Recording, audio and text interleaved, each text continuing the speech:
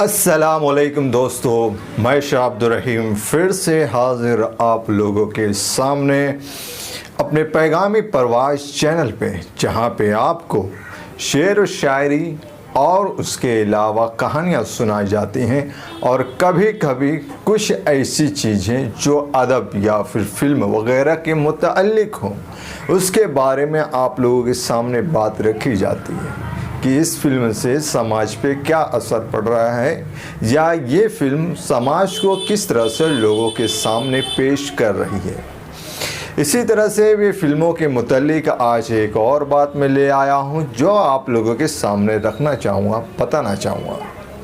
यह फिल्म का नाम है आलमे आरा।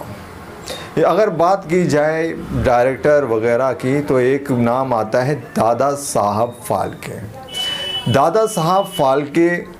को कौन नहीं जानता है, उनकी काबिलियत को सराहा जाता है। बहुत उम्दा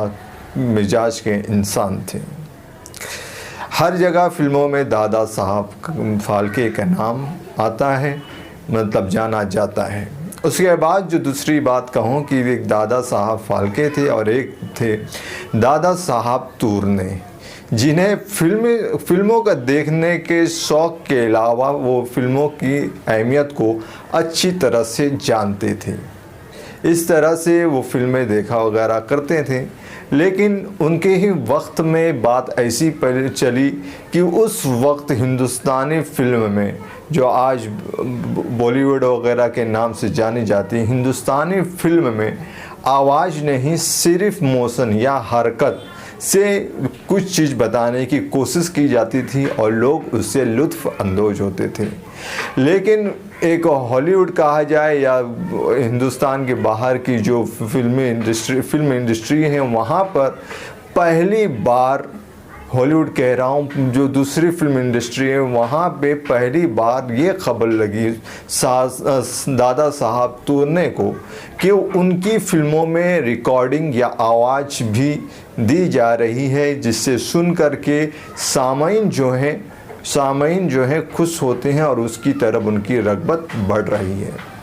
तो दादा साहब तुरने ने यह राय मशवरा किया, अपने दिल को समझाया और कोशिश की, राय मशवरा यानी खुद से अपने आप को समझे और उसकी तरफ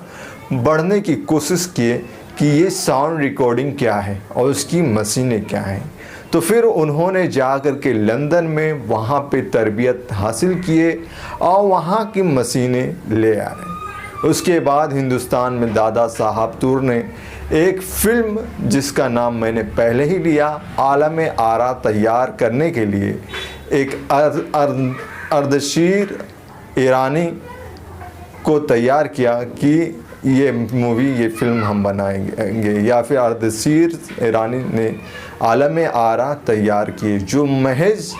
2 महीने में वो फिल्म बन करके तैयार हो गई। और इस तरह से जब दादा साहब तुरने ने देखा कि ये साउंड रिकॉर्डिंग क्या है, तो उन्होंने साउंड फिल्मों की तरफ रग़बत दिलाने के लिए मशीनें जो थी बड़े बड़े स्टूडियो जैसे प्रभात, रंजीत, वाडिया, इनको मुहैया करें, जिससे जो आज फिल्में देखी जा रही हैं वो पहली फिल्म जो हिंदुस्तान में बनी थी आलमे आरा, महज 2 महीने में उस तरह से सिलसिला जो शुरू हुआ साउंड की फिल्मों का चलता रहा।